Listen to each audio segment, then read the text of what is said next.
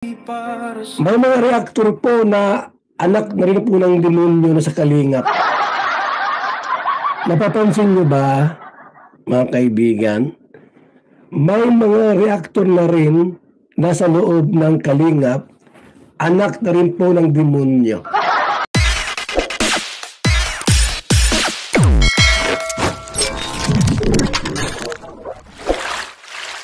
Okay guys, isa na muling mapagpalang umaga, tanghali, gabi po sa inyo lahat. Sana po ang lahat ay nasa mabuting kalagayan at ligtas po sa anumang kapahamakan. Sana po kayo dako ng mundo naroroon. Ako po muli ang inyong lingkod, Maestro 21 TV. At sa ating video ngayong araw na ito mga kalingap ay pag-usapan po nga natin itong sinasabi po.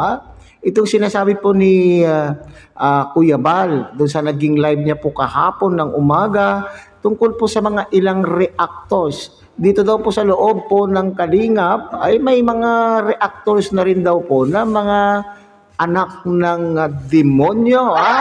Pag sinabi po nating anak ng demonyo, ano kayong ibig sabihin?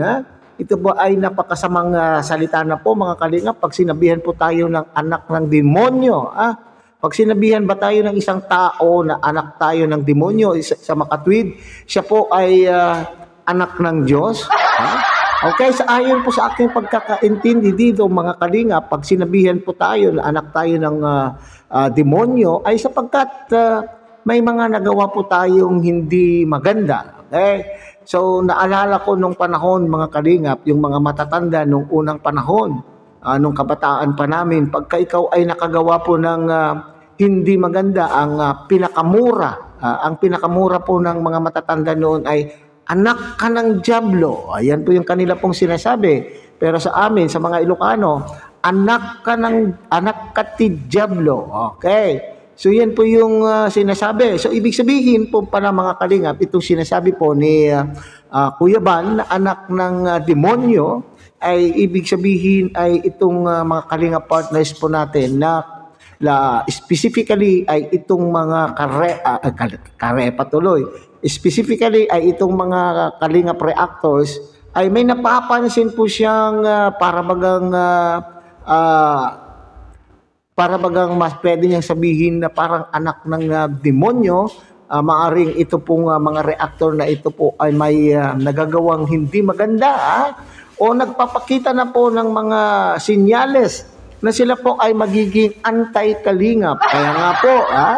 Kaya nga po itong mga anti-Kalingap ay tinatawag po ni BSM na mga anak ng demonyo sapagkat sila po ay maraming nagagawa, maraming paninira, maraming salita, pambabalahura po sa lalo na po particularly dito sa community ng Kalingap. So kaya nga po tinawag po silang mga anti-Kalingap, at the same time ay anak ng mga demonyo. Okay? So yan po yung ating pinakapaksa mga Kalingap. Pero bago po yan, tayo muna po ay magbibigay pugay sa ama at founder po ng Kalingap, Kuya Bal Santos Matubang. At tangkilikin po natin, Ate Edna Vlog, Kalingap Rab, Kalingap Rab. At kung bagong silip lang po kayo, bagong dating lang po kayo sa ating munting channel, sana po ay inyo rin pong tangkilikin sa pamamagitan po ng pagbibigay niyo po ng like, share, and subscribe. At tuloy pindutin na rin po ang notification bell. At nang sa ganon, tayo pa rin po ay magkita-kita at magsama-sama sa susunod pa pong mga reaction videos na ating gagawin. Likewise, may galog shoutout sa ating mga kasamahan po dyan sa Karepa, Kalingap Reactor Partners. Sa pamumuno po yan ng ating presidente, Javier De Leon, a.k.a. Birador. At tangkilikin din po natin mga Kalingap, ang ating mga kasamahang Kalingap Partners, Kalingap Charity Vloggers. Lalo na po yung mga nariyan po sa iba't ibang Kalingap landing pad na mayroon po tayo sa ating bansa. Okay? So sa ating pong pagpapatuloy mga Kalingap ay sabay-sabay po natin panoorin ang isang maikling video clip po na ating kinuha po sa naging live po ni Kuya Bal. Okay? So panoorin po natin mga Kalingap. May mga reactor po na anak na rin po ng demonyo na sa Kalingap. Napapansin nyo ba, mga kaibigan? May mga reactor na rin nasa loob ng Kalingap, anak na rin po ng demonyo. Hulaan nyo kung sino. mga reactor po na napapansin po natin, hindi na sila anak ng Diyos. Kasi ang content nila by kalingap to kalingap na. Abay, wag gayon. Wag ganon. Pag napuna kayo, ewan ko lang, baka tuluyan na kayo maging anak ng demonyo. Pag nagantihan kayo, magagalit kayo. Wag naman kayong balat sibuyas. Pag nagantihan kayo, magagalit kayo.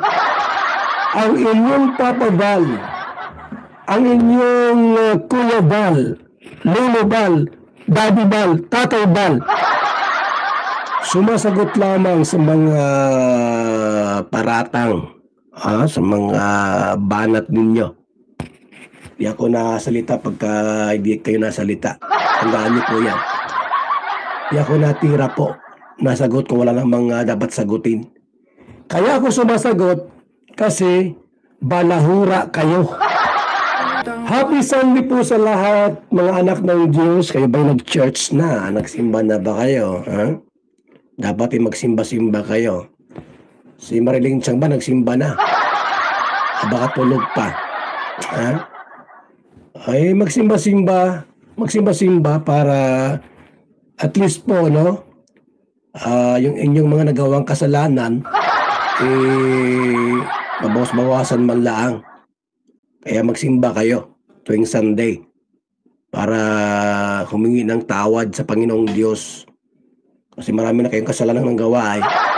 Noong una, mga palamura kayo, balahura kayo, tapos di kinatulong. Wala kayong tulong sa mga tao? Wala. Anong tulong nyo sa mga tao? Ipakita nyo daw. Wala ba nga?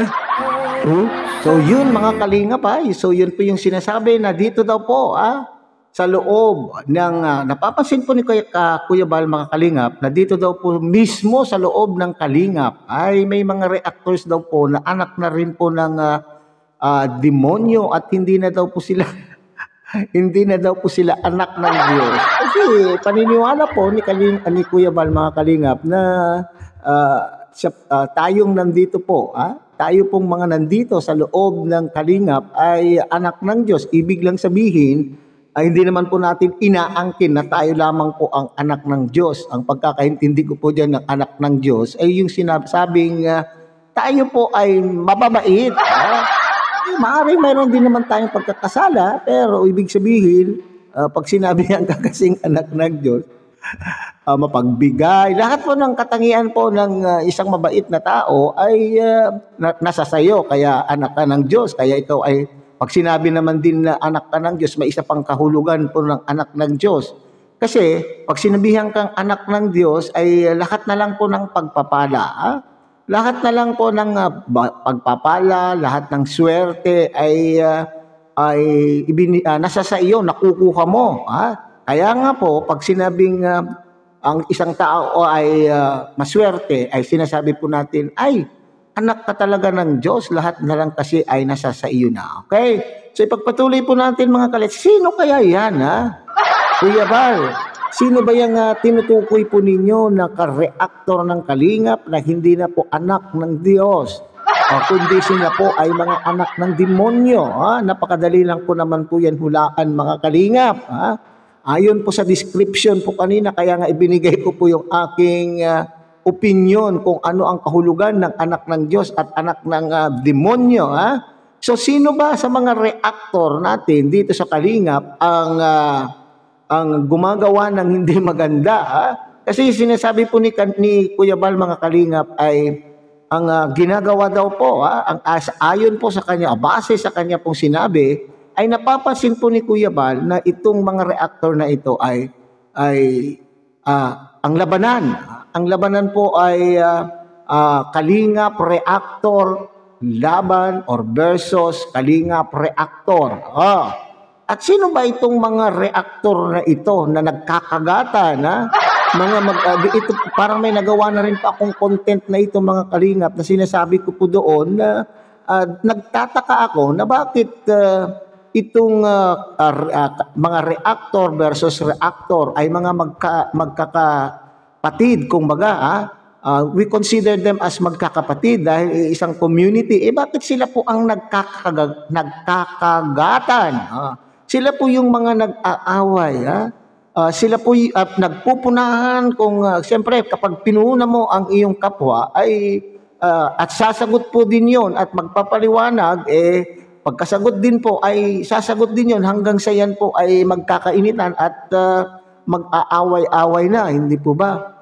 Kaya nga sabi ko nga noon, bakit hindi nila ayusin ang kanilang differences sa pamamagitan po ng hindi pagpapaliwanag dito sa social media, kundi ayusin ang kanilang gusot sa pamamagitan po ng mga GCs na itinatag. Marami naman pong GC po ng mga kalingap reactors na iba't ibang team ng reactors. Bakit hindi nila doon subukang ayusin ang kanila pong mga problema kung halimbawa man po may problema at mas ginugusto pa nilang i-broadcast dito sa social media sa pamamagitan po ng paggawa po ng content at pagla-live. So ito po siguro ay nanghihinayang po sila sa views.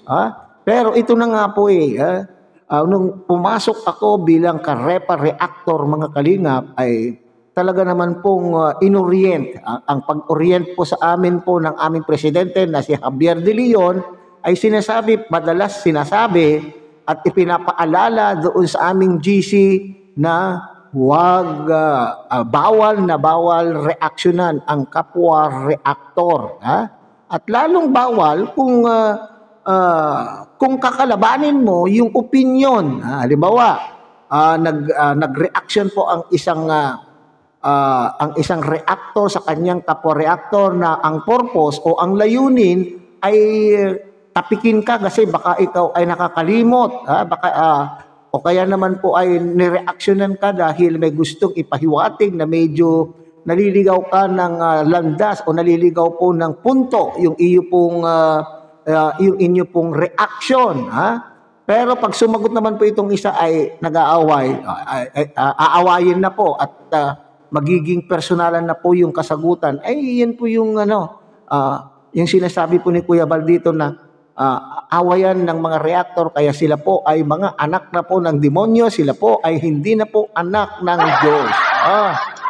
Kaya nga nagpapasalamat ako sa orientation, sinasabing bawal na bawal reaksyonan ang opinion ng iyong kapwa reactor. Bakit sa aking nakikita, pasensya na po sa ating mga kalingap reactor, sa mga iba't ibang kalingap team, bakit minsan po ay personalan na pati yung kanila pong labanan, na pati ultimong maselan bahagi ng katawan ng tao ay nadadawit o nasasabi po nila sa kanila pong mga content. Yung mga personal na bagay na hindi na po kinakailangan sabihin ay nasasambit po nila sa kanilang mga content. So, dito siguro maaaring sinasabi po ni Kuya Bal na mayroon siyang napapansin na mga reactors na anak ng demonyo upang sa ganun ay ito ay magsilbing paalala. Ito po ay magsilbing paalala sa ating lahat ng mga reactors na magbalik loob sa Diyos. magbalik loob at kayo pa rin ay kayo ay matawag na muling mga anak ng Diyos. So ito'y magsilbing paalala po mga kalingap. Baka tayo po ay naliligaw na, baka tayo po ay nakakalimot na sa ating mga rules, sa ating mga protocol, sa ating kasi kung kapag ganito ang nangyayari mga kalingap, para bagang kayo po ay kagaya po ng mga ipinaglalaban na po ng anti-kalingap. Kaya nga po tinawag po ni Kuya Bal na sila po ay anak ng demonyo kasi yung description po sa inyo ngayon na kayo pong mga reactor na anak na ng demonyo ay maaari yung ginagawa na po ninyo ay yung pambabalahura, Ano pa ba? Yung mga paninira. Di ba yun po yung ginagawa po ng ating tinaguriang mga anti-kalingap. Yung ginagawa po nila na paninira sa kalingap, pambabalahura, ano pa nga, personalan na po. Yan po yung sinasabi na anak ng demonyo. So sana ay alalahanin po natin, balikan po natin ang ating mga sarili, mga kalingap, at bumalik sa pagiging anak ng Diyos. Okay? So hanggang dyan na lang muna tayo mga kalingap. Muli, tangkilikin po natin Kuya Bas Santos Matubang, Ate Edna Vlog, Kalingap Rob, at muli pinapakiusapan po kayo na sana po ay inyo rin pong tangkilikin ang munting channel na ito sa pamamagitan po ng pagbibigay nyo po ng like, share, and subscribe. At tuloy, pindutin na rin po ang notification bell. At nang sa ganon, tayo pa rin po ay magkita-kita at magsama-sama sa susunod pa pong mga reaction videos na ating gagawin. Muli, isang mapagpalang umaga, tanghali, gabi po sa inyong lahat. Mabuhay po kayo at God bless everyone.